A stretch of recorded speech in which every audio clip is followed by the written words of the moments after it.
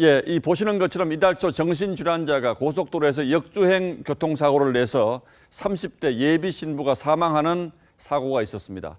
이 예비 신부는 어릴 때 부모가 이혼을 하는 바람에 친모와 헤어져 살았다고 합니다. 그런데 이 친모가 30년 만에 나타나서 피해자의 사망보험금을 타내려 한다고 가족들이 주장해서 논란이 일고 있습니다.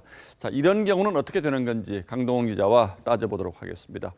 자, 강 기자, 일단 이 친모라는 사람이 그동안 전혀 딸을 돌보지도 않았고 또 연락도 없었다. 이게 가족들의 주장이죠. 예, 그렇습니다. 이 숨진 예비 신부의 사촌 언니는요. 어릴 때 부모님이 이혼한 이후에 30년 동안 친모는 본 적도 또 연락한 적도 없었다면서 이 친모의 친권을 박탈해달라고 청와대 청원에 올렸었죠. 예. 자, 특히 숨진 예비 신부는 아버지마저 돌아가신 이후에 이 고모 집에서 생활해 왔다고 합니다. 자, 그런데 사실 이 문제는 친권 박탈보다는 예비 신부의 사망 보험금을 둘러싼 친모의 상속권 박탈로 봐야 됩니다. 친권은 미성년자인 자녀에 대한 부모의 권리를 이야기하는 것이기 때문입니다. 그런데 이 친모가 딸이 교통사고로 숨진 뒤에 나타나서 보험금을 타내려 한다 이런 거죠. 그렇습니다. 그런데 이게 사실이라면 다른 가족들 입장에서는 화가 날 만한데 예. 보험금 수령이 가능한 겁니까? 일단 법적으로는 가능합니다. 보험금은요, 이 민법에서 정한 법정 상속인 순위에 따라서 받을 수 있습니다. 예. 1순위가 숨진 사람의 자녀와 배우자고요. 2순위가 친부모입니다. 자, 이후로는 형제, 자매와 사촌 등으로 이어지고 있고요. 숨진 예비 신부의 경우에는 결혼하기 전이었기 때문에 자녀도 없고 배우자도 없어서 부모가 상속 1순위가 되는 겁니다. 부와 모는 공동 상속인이기 때문에 똑같이 나눠 가질 권리가 있습니다.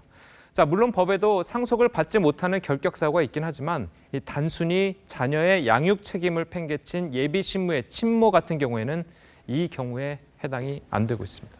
예. 그런데 과거에도 이 비슷한 일이 있지 않았습니까? 예, 그렇습니다. 과거에도 천안함 폭침 때였죠. 이혼 후에 연락이 끊겼다가 27년 만에 나타난 친모가 아들의 사망보험금 절반을 몰래 받아갔던 일이 있었고요. 그리고 지난 2014년 경주 리조트 체육관 붕괴 사고 때에도 이혼 후에 연락이 없이 살던 생모가 사망보험금 절반을 달라고 나타나기도 했었습니다. 이건 법적으로는 전혀 막을 길이 없습니까? 현행법으로는 안타깝게도 막을 길이 없습니다. 그래서 국회에 관련법이 발의되어 있는 상태인데 부모가 자녀 부양 의무를 현저히 게을리하면 상속을 받지 못하도록 하자는 게 주요 내용입니다. 예. 자, 그런데 실제로 현실성이 있을지는 의문입니다. 이 가정사라는 게 저마다 제각각 다 다른데 이 부양 의무를 현저히 게을리했다. 이 기준을 어떻게 잡아야 할지가 문제겠죠. 법이 현실을 따라가지 못하는 경우가 바로 이런 경우 같은데 예. 지금으로서는 안타깝다라는 말밖에는 달리 할 말이 없는 것 같군요. 예. 예, 강동원 기자 잘 들었습니다.